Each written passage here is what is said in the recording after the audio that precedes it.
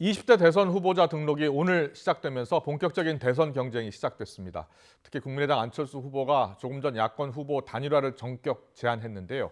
양강 구도를 이루고 있는 대선 판에 얼마나 큰 영향을 미치게 될지 주목됩니다. 빨라지고 있는 대선 전국 여야 관계자 두 분 모시고 진단해 보겠습니다. 조기현 민주당 선대위 법률지원단 부단장, 또 윤기찬 국민의힘 선대본부 대변인 모셨습니다. 어서 오십시오. 안녕하세요. 안녕하세요. 오늘 안철수 국민의당 후보가 전격적으로 기자회견을 열고서 야권 후보 단일화를 제안했습니다. 구체적으로 윤석열 후보에게 제안한 건데요. 자, 먼저 국민의힘에서는 어떤 지금 입장이 나올 것 같습니까? 아직은 뭐 공식 입장은 나오지 않았고요. 예. 국민의힘 그간의 여러 이제 반응들을 종합해 보면 어쨌든 야권 통합을 선언해 주신 안철수 후보께는 일단 환영을 합니다. 감사드리고요. 예. 김의겸 교수의 쾌차도 바라고. 다만 이제 야권 통합의 방법으로 국민 경선을 이렇게 특정하고 한정해서 주신 말씀은 논의가 필요하겠지만 네. 일단은 좀 걱정된다. 왜냐하면 이 국민 경선 방식으로 하게 되면 여권의 사실 야권 분열을 위한 노력이 개입되기가 좀 쉽고요.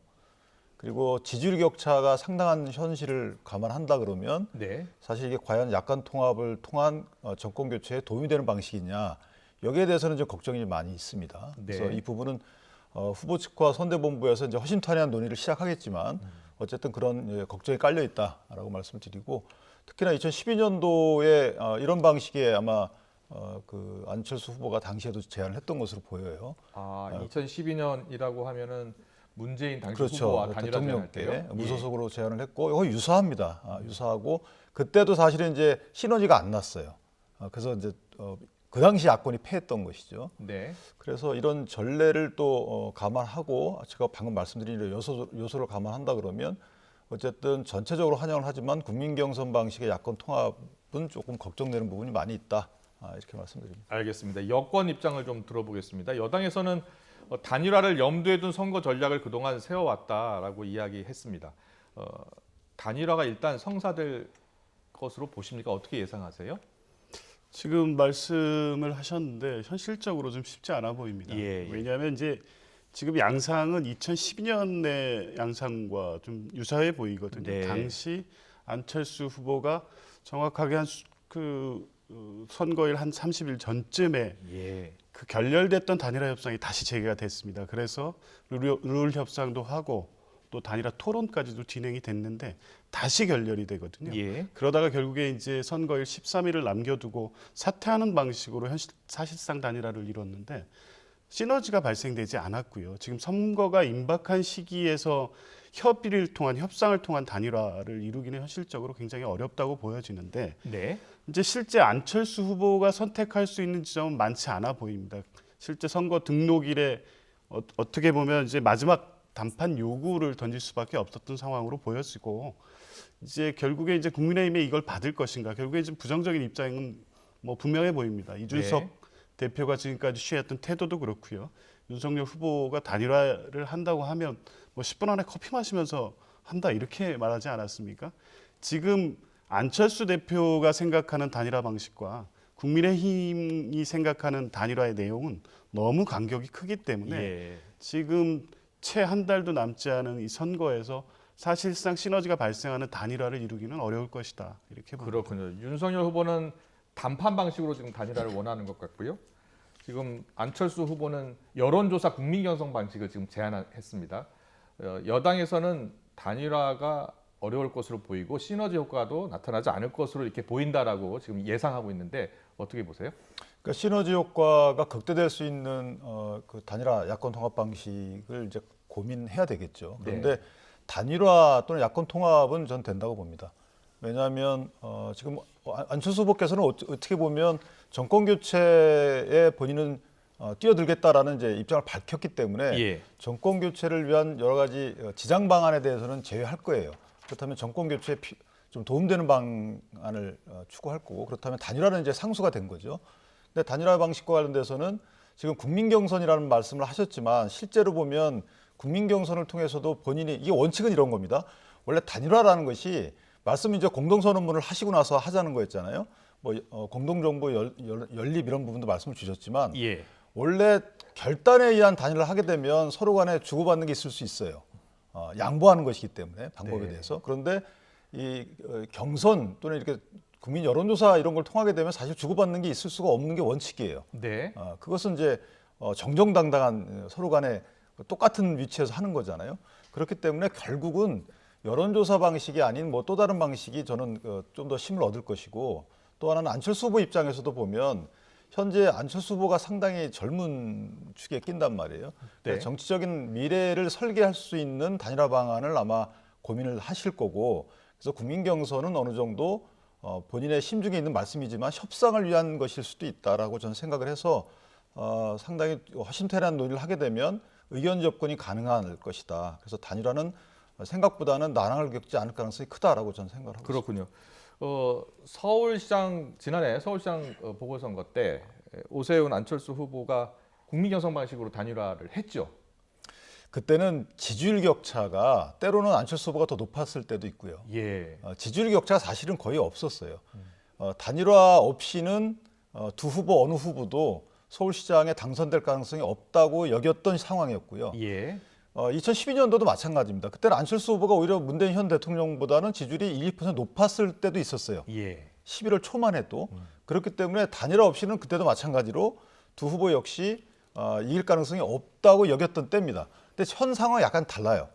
냉정하게 말씀을 드리면 지지율 격차가 상당히 나는 상황이고요.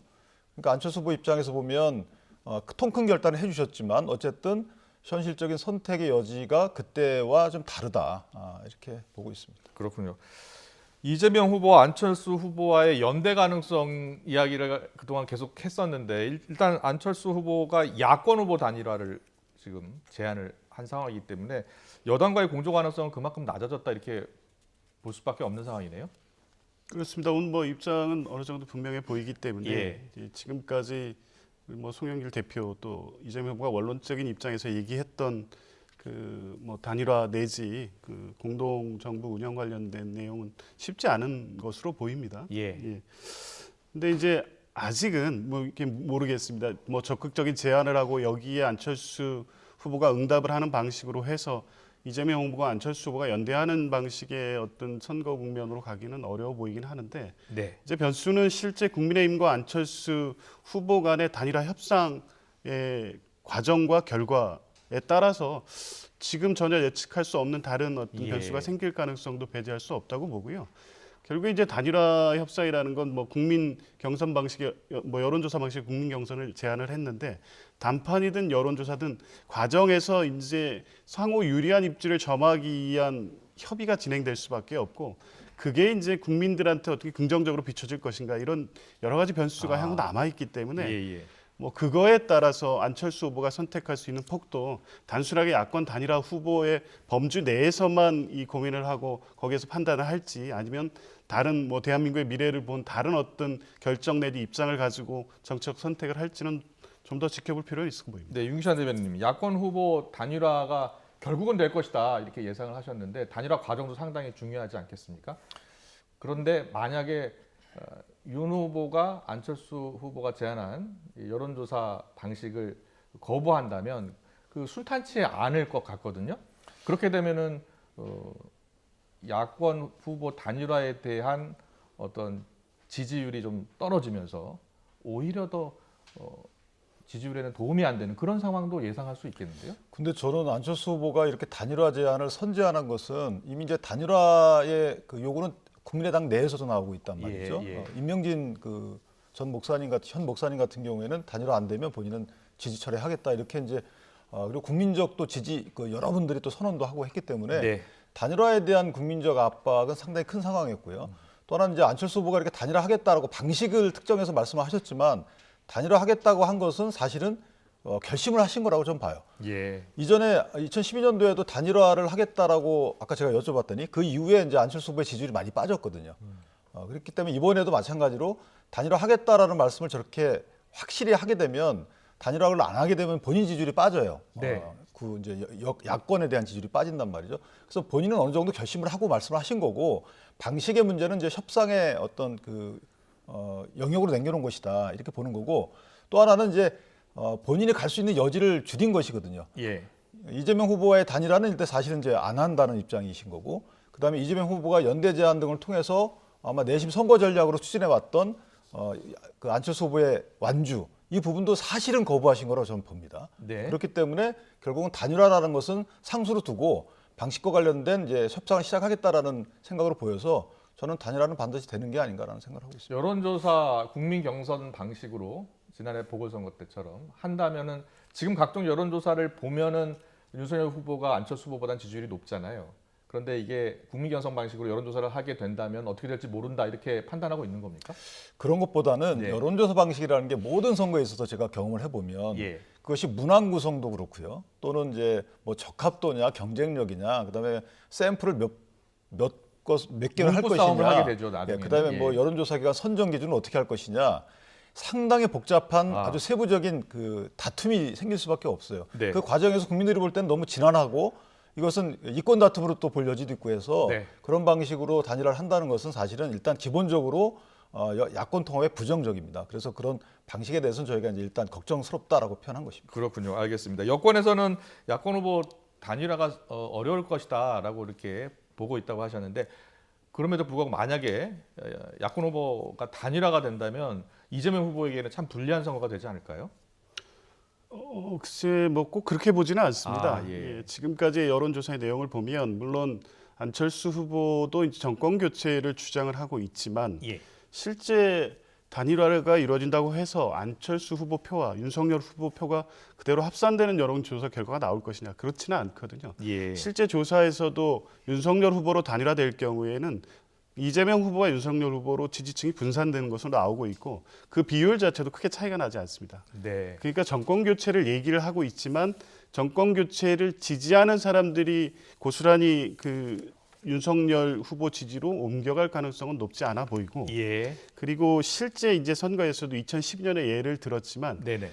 이 구도가 정권 교체냐 아니면 정권 재창출이냐의 선거에서는 정권 교체 자체만으로 그 단일화가 이루어진다고 해서 효과가 그대로 발생되지는 않았습니다. 예. 그러니까 실제 정권 교체를 바라는 민심의 내용이 어떤 방식으로 어떤 비전으로 그 단일화된 후보가 하려는 어떤 비전과 정책으로 실현될 수 있을 것이냐가 결국 단일화 과정에서 국민들이 관심 있게 보는 내용인데 네. 지금 뭐 안철수 후보가 오늘 뭐 국가 비전이나 혁신 과제에 대해서 공동 발표하는 방식의 내용을 얘기는 했지만 실제 이제 담판을 통한 그 단일화를 원하는 국민의힘의 입장이나 지금까지 태도로 볼 때 단일화 과정이 국민들께 이제 그런 걸 기대를 실현시키는 단일화로 갈 수 있을 것이냐 예. 그게 쉽지 않아 보이기 때문에 단일화가 이루어진다고 해서 그게 지지율의 상승 효과로 그대로 이어지기도 어렵고 예. 그게 이제 그 시점 또 시점에서 형성된 어떤 새로운 이슈나 여러 가지 변수들이 작용하기 때문에 뭐 단일화 자체가 뭐 좋은 뭐 여건으로 바뀌는 상황은 아닙니다만 네. 그렇다고 해서 반드시 꼭 불리한 결과로 이어질 것이다 이렇게 보지는 않습니다. 그렇군요. 단일화를 지금 제한한 상황이고 또 넘어야 할 산도 많고 실제로 단일화가 이루어졌다 하더라도 그 표가 그대로 갈 가능성이 높은 것도 아니다 이렇게 분석을 해주셨습니다. 알겠습니다. 지금 윤석열 후보 그리고 국민의힘 입장이 나오지 않았습니다. 나오는 대로 바로 또 전해드리겠습니다. 화제를 좀 바꿔보겠습니다. 윤석열 후보의 기자 중앙일보의 기자회견에서 나온 얘기입니다. 적폐 수사 관련해서 집권하면 적폐 수사를 할 것이냐라는 그런 기자의 질문에 해야죠, 돼야죠 이렇게 발언을 하고 나서 문재인 대통령까지 이례적으로 강도 높은 비판 발언을 했고 사과를 요구했습니다.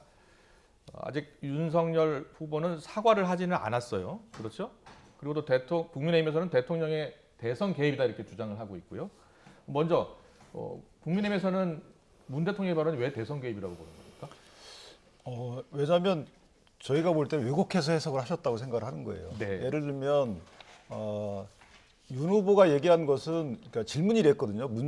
집권하면 문재인 초기에 적폐 수사 같은 걸 하겠느냐라는 거였어요. 예. 그러니까 문재인 초기의 적폐 수사는 저희가 이해할 때는 거학에 대한 척결이었단 말이에요. 네. 그렇게 또 주장하셨고 문재인 대통령도 후보 시절에 공약으로 내걸고 이제 당선이 되신 거예요. 예. 그렇다면 그 적폐 수사는 뭐 살아있는 권력 내지 하여튼 거학의 척결을 위한 절차인데 이것을 하겠다라고 원론적으로 밝힌 거죠. 다만 법과 시스템에 따라 하겠다. 대통령 관여하지 않겠다. 이렇게까지 부연 설명까지 했단 말이에요. 그런데 이제 대통령께서 이걸 받아서 이거 마치 이제 정치 보복이라는 단어를 쓰지 않으셨지만 이제 분노를 표한다라고 했죠. 그 왜 분노를 표하는지 저희는 아직 이해를 못 하겠단 말이에요. 그러니까 결국은 합리적인 이유 없이 야권 주자에 대해서 분노를 표한 이러한 문재인 대통령의 언행은 이게 선거 개입이 아니냐라는 저희 이제 주장을 하는 것이고요. 예, 예. 더 나아가서 이제 여권에서는 아예 노골적으로 정치 보복이라는 단어를 사용하기 시작했단 말이에요. 근데 윤석열 후보는 정치 보복이라는 단어를 사용한 적도 없고요. 만약에 적폐 청산이 정치 보복으로 여겨지는데 이러한 것임에도 불구하고 하겠느냐 이렇게 질문한 것도 아니란 말이에요. 네. 그렇기 때문에 이 부분은 곡해해서 여론을 호도하는 게 아니야라고 저희는 생각하고 있는 거죠. 네, 알겠습니다. 자, 지금 국민의힘 공식 반응이 나왔습니다. 국민의힘 공식 반응을 잠깐 전해드리고 또 이야기 나눠보겠습니다. 국민의힘 안철수 후보의 제안, 정권 교체 요구 수용에 대해서 긍정적으로 평가한다라는 입장이 나왔습니다. 정권 교체 요구를 수용을 한 것이고 또 단일화 제안에 대해서는 긍정 평가한다는 그런 입장이 나왔습니다. 구체적으로 여론조사 방식에 대해서는 어떤 입장인지요? 자, 좀 나왔으면은 전해주시죠. 예, 나왔군요. 예, 안철수 후보가 제안한 국민 경선 방식, 여론조사를 통해서 결정하자는 그런 안철수 후보의 제안에 대해서는 국민적인 요구에 역행할 위험이 있다. 이렇게 공식 입장이 나왔군요. 그리고 윤석열 후보와 안철수 후보 지지율 격차가 큰 상황이기 때문에 야권의 분열책으로 악용될 우려가 있다라는 입장이 나왔습니다. 그리고요, 국민의힘은 윤석열 후보가 열린 마음으로 단일화에 대해서는 논의는 할 것이다라는 그런 입장을 내놨습니다. 한마디로 안철수 후보에 대한 공식 제안 일단 환영한다라는 입장이지만 여론조사를 통한 국민 경선 방식에 대해서는 다소 비판적인 그런 입장이 나왔습니다. 앞서 대변인께서 얘기하신 대로 입장이 나왔네요. 네, 그런 걱정이 이제 있으니까 그 예. 과정에서 다만 어쨌든 환영이 원칙이고요. 네. 방식과 관련돼서 이런 걱정이 있다라는 것을 알려드리는 것이고 어쨌든 허심탄회한 논의를 하겠다. 이 정도가 아마 입장으로 이렇게 이해가 됩니다. 그렇군요. 국민의힘의 지금 반응에 대해서는 어떻게 평가하세요? 뭐 아까 말씀드린 바와 같이 좀 예상됐던 거죠. 결국에 네. 이제 아까 얘기 중엔 더 뭐 말씀을 드리진 못했지만 네. 실제 이제 여론조사 방식의 그 경선을 할 경우에 반드시 이긴다는 뭐 확신을 국민의힘에서는 가지지 못할 수도 있습니다. 예. 실제 지지율 격차가 약간 나긴 하지만 이 조사 방식과 내용과 문구에 따라서 실제 선택 폭이 달라질 수도 있기 때문에 예. 단판 방식 그것도 안철수 후보가 포기하는 방식의 단일화를 계속 요구할 것으로 봅니다. 그렇군요. 알겠습니다. 윤석열 후보의 적폐 수사 관련해서 민주당은 사실상 정치 보복 선언이다 이렇게 보고 있는 거죠? 예. 예. 그 일단은 이 인터뷰가요. 예. 뭐 일정 중에 기자의 질문에 답하는 내용이 아니었습니다. 중앙일보에 준비된 인터뷰였고 뭐 그런 인터뷰의 특성상 사전에 질문지를 받고 준비된 인터뷰였을 것으로 보여지고요. 네. 질문의 내용이 뭐였냐면 문재인 정부 초기처럼 집권 시 전 정권 적폐청산 수사를 할 것인가 이거였습니다. 예. 이 이제 질문 자체도 사실은 적합하지는 않죠. 이 사실관계.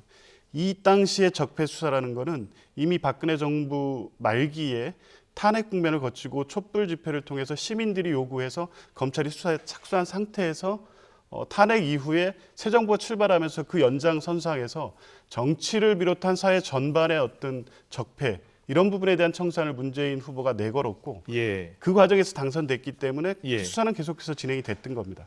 네. 이게 정부가 특별히 전 정권에 대해서 기획사정을 하거나 사찰을 하거나 해서 어떤 발생된 문제를 가지고 새롭게 수사한 착수된 문제가 아니었거든요. 그런데 여기에서 윤석열 후보의 문제 제기한 답변 방식은 뭐냐면 예. 질문의 의도를 분명히 알았기 때문에 전 정권에 대해서 하야하게 수사를 한다는 부분, 전 정권의 한정에서 특별하게 강조해서 얘기를 했고요. 예. 문재인 정부에서의 불법과 비리를 또 직접 언급을 합니다. 네. 이건 누가 봐도 통상적이고 원론적인 수준의 범죄에 대한 어떤 수사의 내용이 아니라 네. 현 정부에 대해서 본인이 갖고 있는 어떤 정치적 어떤 입장이라든가 내용을 가지고 기획 사정 내지는 정치 보복으로 비춰질 수 있는 수사를 하겠다는 의지를 분명히 한 것으로 보여지고요. 예.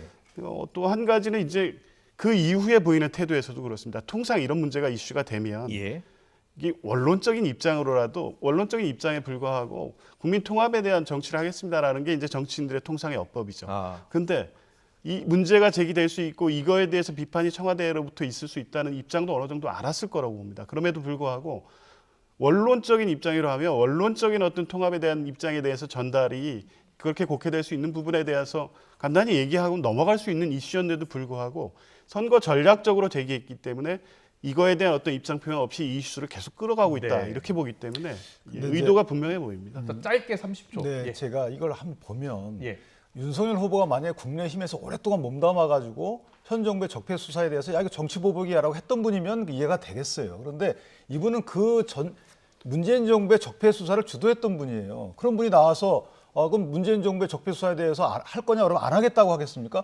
하는 게 원칙 아니겠어요? 그 드러나면 당연히 해야죠. 안 한다면 오히려 봐주는 거 아니겠어요? 국민적 시각에서 볼 때. 국민적 시각에서 보면 가장 합리적인 대답이었어요. 그래서 만약 이게 정치 보복이다라는 이제 오해가 되니까 정치 보복 안 하겠다라고 보완 설명도 해드렸잖아요. 그러니까 오히려 이거는 민주당의 선거 전략이다 저는 이렇게 생각을 하고 있는 거예요. 네, 알겠습니다. 민주당 국민의힘 이 발언에 대한 해석이 이렇게 다릅니다. 판단은 유권자의 몫입니다.